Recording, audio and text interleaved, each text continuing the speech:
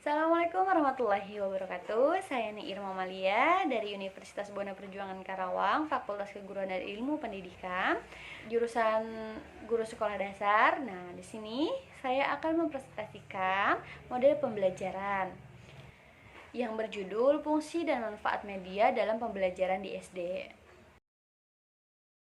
Pengertian media pembelajaran adalah media yang digunakan untuk membantu merangsang pikiran, perasaan, kemampuan, dan perhatian siswa dalam proses belajar mengajar di kelas. Media tersebut dapat berupa alat ataupun bahan mengajar. Dalam proses pembelajaran, media memiliki fungsi sebagai pembawa informasi dari sumbernya yaitu guru, menuju penerima yaitu siswa. Sedangkan metode adalah prosedur untuk membantu siswa dalam menerima dan mengelola informasi guna mencapai tujuan pembelajaran. Lalu ada fungsi media pembelajaran. Ya, di antaranya yang pertama yaitu fungsi atensi. Apa sih fungsi atensi itu? Nah, fungsi atensi adalah menarik perhatian siswa agar semakin berkonsentrasi dan memusatkan perhatian pada isi materi pelajaran. Media dapat menarik dan mengarahkan perhatian siswa untuk berkonsentrasi pada isi pelajaran yang berkaitan dengan makna yang ditampilkan dalam materi pelajaran. Dapat dilihat dari kenikmatan siswa ketika belajar teks yang disertai gambar, media pembelajaran mampu menggugah emosi dan sikap siswa. Siswa dapat menganalisis dan menanggapi dengan perbuatan terhadap fenomena yang ditampilkan. Media pembelajaran juga membuat siswa tidak pasif, bahkan siswa juga mempelajari dan mempraktekkan penggunaan media pembelajaran yang digunakan. Yang kedua yaitu fungsi afektif. Nah, fungsi afektif adalah kenyamanan siswa ketika belajar atau membaca. Misalnya, teks bergambar, fungsi media dapat terlihat dari tingkah kenikmatan siswa ketika proses belajar mengajar berlangsung. Nah, yang ketiga yaitu fungsi kognitif. Fungsi kognitif mempermudah memahami, mengingat informasi. Media dapat mengungkapkan bahwa lambang visual atau gambar memperlancar pencapaian tujuan untuk memahami dan mengingat informasi atau pesan yang terkandung dalam gambar. Media pembelajaran yang berisi lambang-lambang atau gambar dapat memperlancar pencapaian tujuan untuk memahami dan mengingat informasi atau pesan yang terkandung pada apa yang ditampilkan. Yang keempat yaitu fungsi kompensatoris. Fungsi kompensatoris yaitu mengakomodasi atau membantu siswa yang lemah dan lambat menerima pelajaran yang disajikan secara verbal atau teks. Media pembelajaran terlihat dari hasil penelitian konteks untuk memahami teks, membantu siswa yang lemah dalam membaca untuk mengorganisasikan informasi dalam teks dan mengingatnya kembali.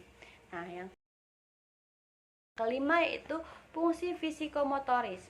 Fungsi ini diberikan dengan maksud untuk menggerakkan siswa melakukan suatu kegiatan terutama yang berkenaan dengan hafalan-hafalan. Nah, yang terakhir yaitu yang keenam yaitu fungsi evaluasi. Nah, fungsi evaluasi dimaksudkan agar segala kegiatan belajar mengajar yang telah dilaksanakan dapat dilakukan penilaian kemampuan siswa dalam merespon pembelajaran.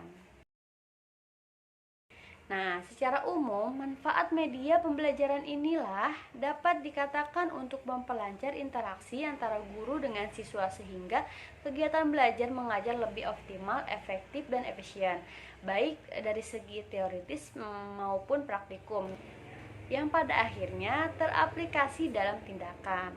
Nah, lalu ada manfaat media pembelajaran. Apa saja sih manfaat dari media pembelajaran ini?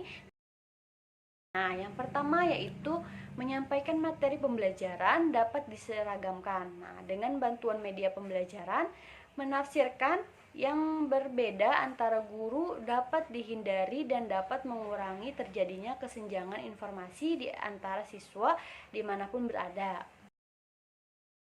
Nah, yang kedua yaitu proses pembelajaran menjadi lebih jelas dan menarik. Nah, media dapat menampilkan informasi melalui suara, gambar, gerak, warna, baik secara alami maupun manipulasi, sehingga membantu guru untuk menciptakan suasana belajar menjadi lebih hidup, tidak monoton dan tidak membosankan. Nah, lalu yang ketiga yaitu proses pembelajaran menjadi lebih interaktif. Nah, dengan media akan terjadinya komunikasi dua arah secara aktif, sedangkan tanpa media guru cenderung bicara satu arah. Nah, yang keempat yaitu efisien dalam waktu dan tenaga.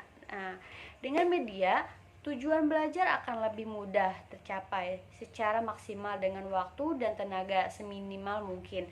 Guru tidak harus menjelaskan materi ajar secara berulang-ulang, sebab dengan sekali saja menggunakan media, siswa akan lebih mudah memahami pelajaran.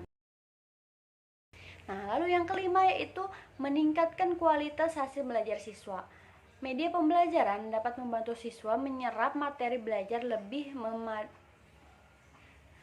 mendalam dan utuh. Ketujuh yaitu media dapat menumbuhkan sikap positif siswa terhadap materi dan proses belajar. Nah, proses pembelajaran menjadi lebih menarik sehingga mendorong siswa untuk mencapai ilmu pengetahuan dan gemar mencari sendiri sumber-sumber ilmu pengetahuannya. Nah, yang terakhir yaitu yang kedelapan. Nah, mengubah peran guru ke arah yang lebih pasif dan produktif.